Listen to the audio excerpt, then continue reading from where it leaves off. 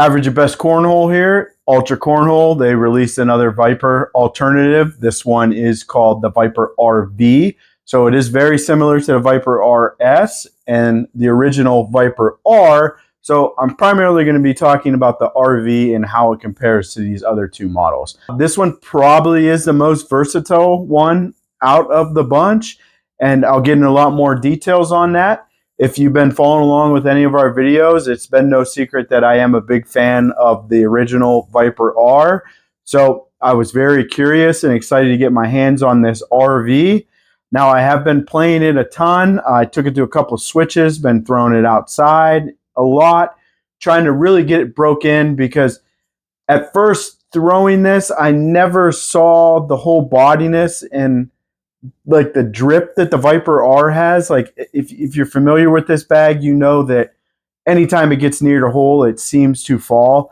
I never got that with the RV, but there is a lot more benefits of this bag compared to just that whole bodiness or drip. I'm going to jump right into the baggage and start with speed. So Ultra Cornhole, they do give a range for their speeds on the website, and they claim these series are a 5 to 6 on the slow side and a 7 to 9 on the fast side. So normal playing conditions would be that 6 and a 9. Now I didn't notice really any difference in speed among these three series. If there was it was very minute. I mean, you can imagine a larger bag is going to have more surface area on the board, which is going to create more friction. So you would think that it would be a little bit slower. Not a whole lot to say about materials here. I mean, it is a Viper R variant, so it does have the R carpet and the Viper fast side.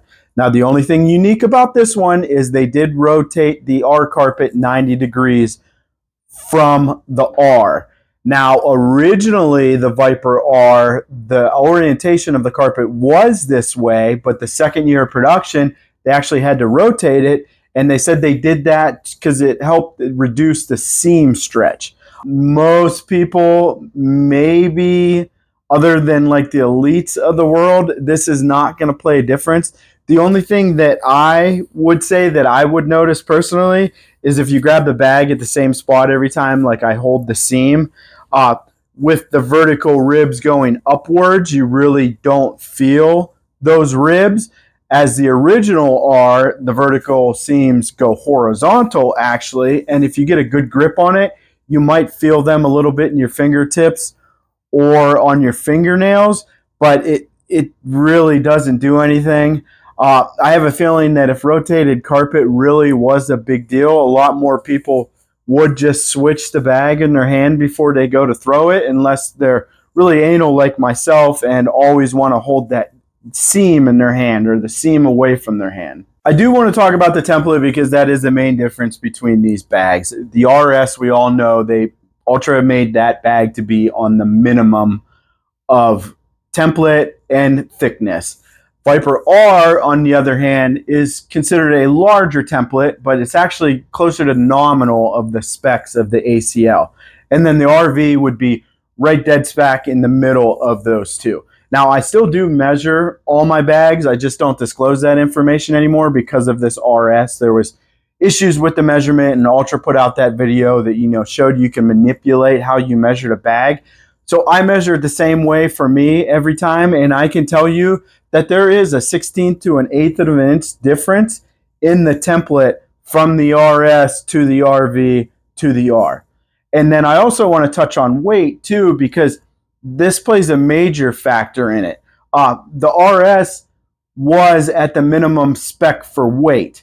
Now the RV is the same weight as the R. And because of that, it has a mixed fill, which I will talk about.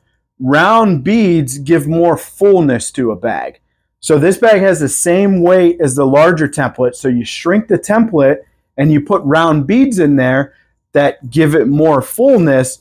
This is a pretty full bag. It actually feels significantly different than the R and the RS because of how much fuller it is. And speaking of that fill and flop, so the regular R, it has what Ultra calls their XTR fill. It says it's designed to slide straight and reduce kicks. It might be a mix of flat fill and disc or whatever, but it's primarily flat fill.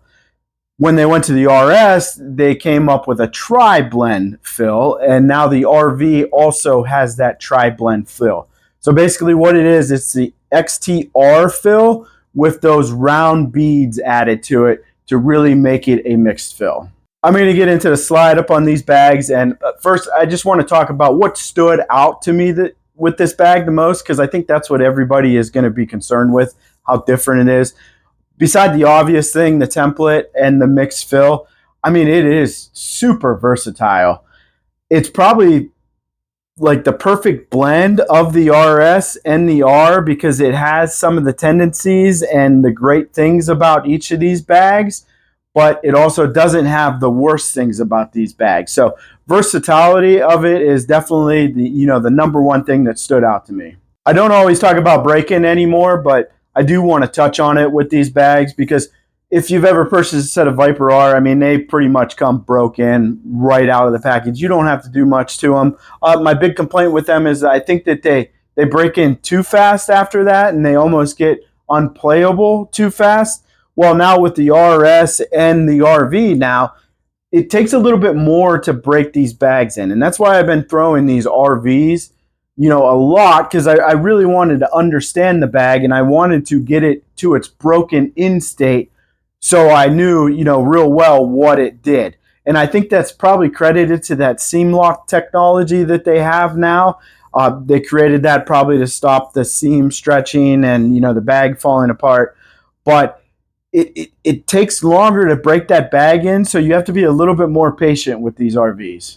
So I don't want to stand here and say that the RV isn't a forgiving bag, because it's definitely a forgiving bag, but it is nowhere near as forgiving as the Viper R.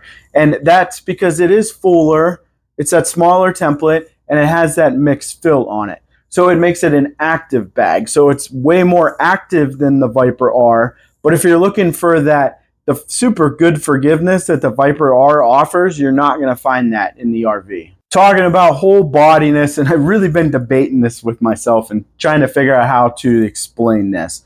So we all know the Viper R, and we all know that it's super drippy. It actually defies the laws of cornhole, how it can just drip with that flat fill.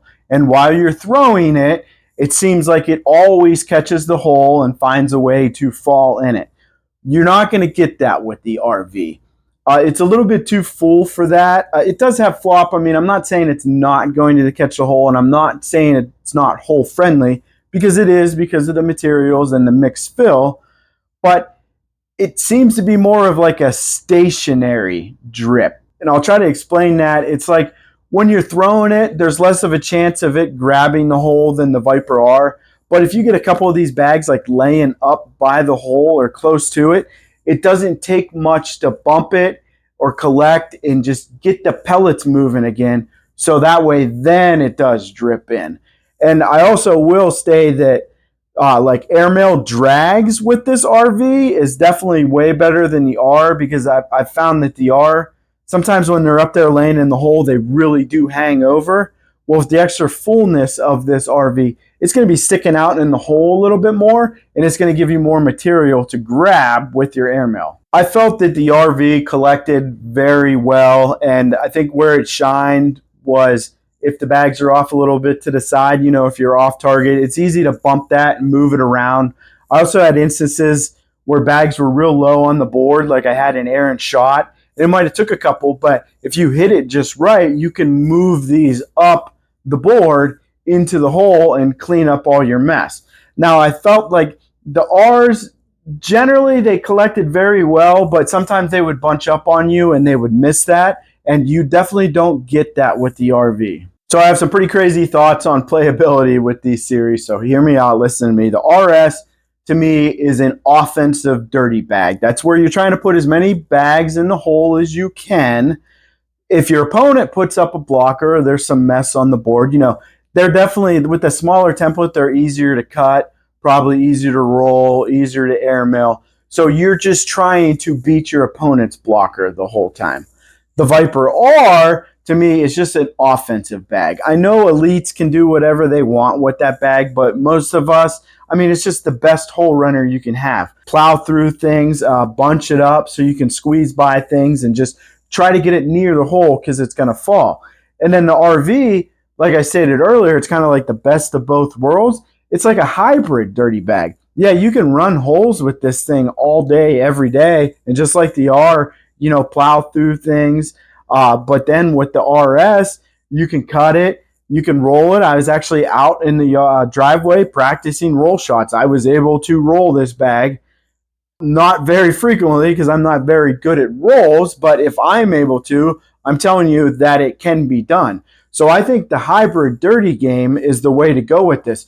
Run holes most of the time, but then put up a blocker and cut around your blocker. You know, confuse your opponent, or if they put up a blocker, you're able to beat that blocker. And if your blocker is still up there, it's good enough that you're going to be able to clean it up and collect it at the end to get all your bags in the hole. So Ultra, obviously they have a website. It's ultracornhole.com.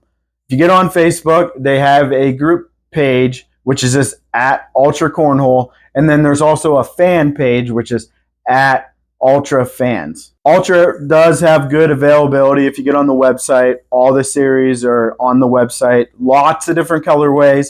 With these RVs, there really isn't any unique designs yet for them. It's pretty much just one basic design, but it's in a lot of different colors. So there is a good selection there for you. Costs on these RVs, the base price is $95. There is discount codes available. You use, what is it, Ultra Pro, Ultra Advanced, or Ultra Elite, and then your favorite player that's sponsored by them, and that is the discount code for them. Now, they did kind of trick us because the first 4 or 6 colors they released, they were at that base price, and then they dropped a couple of colors at the discounted price of $85, and then you could still use the discount code on top of that. So Ultra has gotten a lot better with their pricing, and even $95 with that discount code is not a bad price for these series. Finally, my overall thoughts, and depending on which one of these series you want, you really have to ask yourself, what do you want to do? If you don't throw a very flat bag and you struggle to aim straight all the time, I think the Viper R is still going to be your bag of choice. If you are really good at cutting and rolling and flopping and, like I said, playing that offensive dirty game, then the RS is probably up your alley. But I think most people are probably going to benefit from the RV because it is the best of both worlds and because it is more active. And I'm not saying this in a bad way because Ultra obviously was the creators of this material combination and this bag, but it kind of reminds me like they made the RV to copycat all the other bags that were a copycat of the R. The R still stands out. I haven't found anything quite like it, but the RV really reminds me of the other bags from other companies that were trying to mimic the R. And I'm just going to end this with, you want to be average at something, be average at cornhole.